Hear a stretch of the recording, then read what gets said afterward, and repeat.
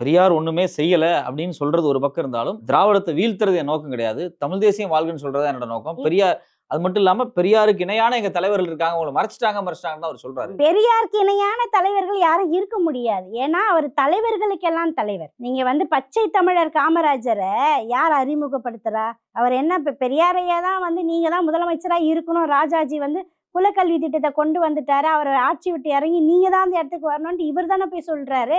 ஏன் நான் படிக்காதவன் இந்த இடத்துக்கு வரணும்னு சொல்லும் பொழுது உன்னை யார் எதிர்க்க போறா? எதிர்த்தா நான் தான் எதிர்க்கணும், நான் உன்னை எதிர்க்க மாட்டேன்னு சொல்லி அவர் என்ன பண்ணாரு? கல்வியில ஒரு புரட்சி மாற்றத்தை கொண்டு வந்தாரா? ஊருக்கு ஒரு கோயில் இருக்குதோ இல்லையோ 3 கிலோமீட்டருக்கு ஒரு பள்ளிக்கூடம் இருக்கணும்னு சொல்லி அவர் தானேங்க கல்வி வள்ளல்னு நம்ம சொல்றோம். அப்ப அந்த தலைவர் இவரை தானே தனக்கான ஒரு பாதை தலைவரா சொன்னாரு.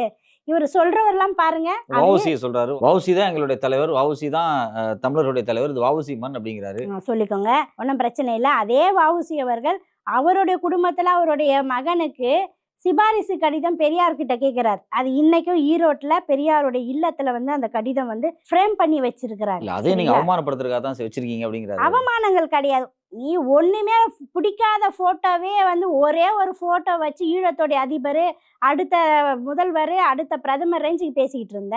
அப்ப கடைசியில பார்த்தா அந்த போட்டோ கூட உங்களுக்கு கிடையாதுன்னு இன்னைக்கு தொழில்நுட்பம் எல்லாமே காட்டி கொடுத்துருச்சு. அப்போ இதை அவர் அசிங்கப்படுத்தணும், இழிவுபடுத்தணும் இல்லை.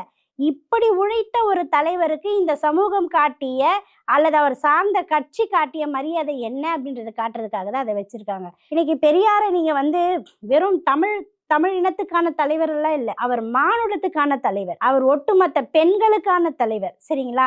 எங்கெங்கெல்லாம் ஒரு இனம் நசுக்கப்படுதோ அந்த இனத்துக்கான ஒரு தலைவர்.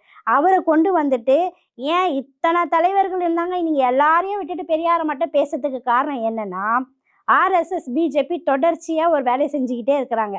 அவங்களால எவ்வளோ கத்தி பார்த்துட்டாங்க, மிஸ்டு கால் விட்டு பார்த்துட்டாங்க, ஒன்றுமே பண்ண முடியல தமிழ்நாட்டில். சரி, நம்ம வாழை தான் வச்சு நம்ம பேசினாலும் இவங்க என்ன பண்ணிடுறாங்க, உடனே ஒரு பார்ப்பன முத்திரை கொடுத்துடுறாங்க. அதனால இவரை மாதிரி ஆளுங்களை வச்சு பேச வைக்கணும்னு தான் அவங்களுடைய